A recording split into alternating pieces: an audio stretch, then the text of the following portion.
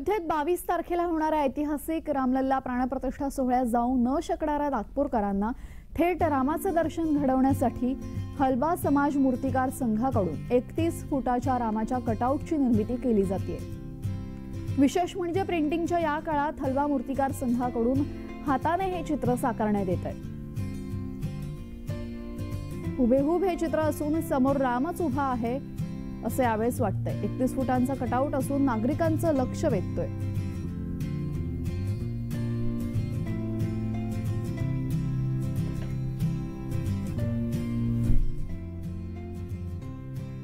याच संदर्भात आढावा घेतलेला आहे आमचे प्रतिनिधी ज्ञानेश्वर पवार यांनी। पाहूयात।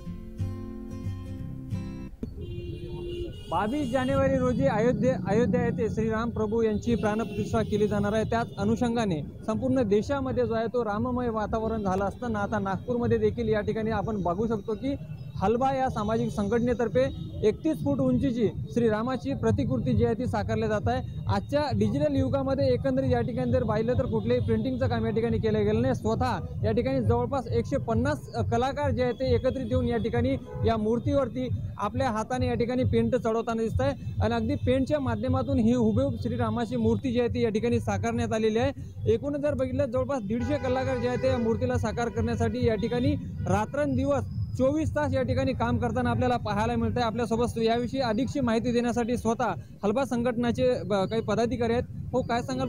सर्वप्रथम तुमचं नाव सांगा आणि ही जी मूर्ती साकारण्याची जी संकल्पना आहे नेमकी कशी आली आणि यामागचा काय उद्देश आहे? मी हलबा समाज मूर्तिकार संघाचा अध्यक्ष ज्ञानेश्वर एकाजी बारापत्रे बोलतोय।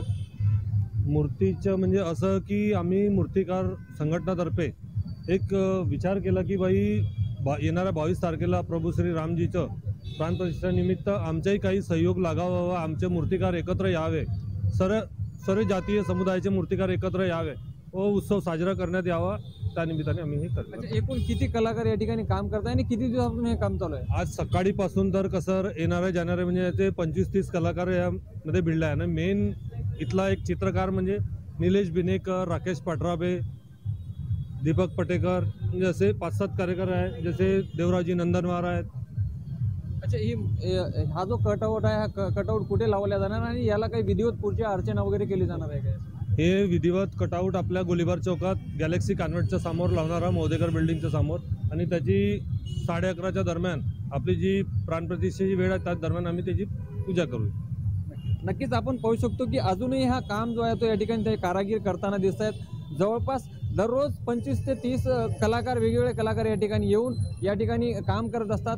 आतापर्यंत जवळपास 150 कलाकारांनी या ठिकाणी ही मूर्ती तयार करण्यासाठी जे आहे ते आपला योगदान, आपला हातभार तो या ठिकाणी दिलेला आहे। आणि 22 जानेवारी रोजी जेव्हा अयोध्येमध्ये राम प्राणप्रतिष्ठा होईल त्याचवेळी गोलीबार चौकामध्ये हा जो कटआउट जो आहे तो अगदी विधिवत पूजा अर्चना करून लावण्यात येणार आहे आणि हुबेहूब श्री रामाचे दर्शन जे आहे ते अयोध्येप्रमाणे या ठिकाणी नागपूरमध्ये राम भक्तांना घेता येणार आहे।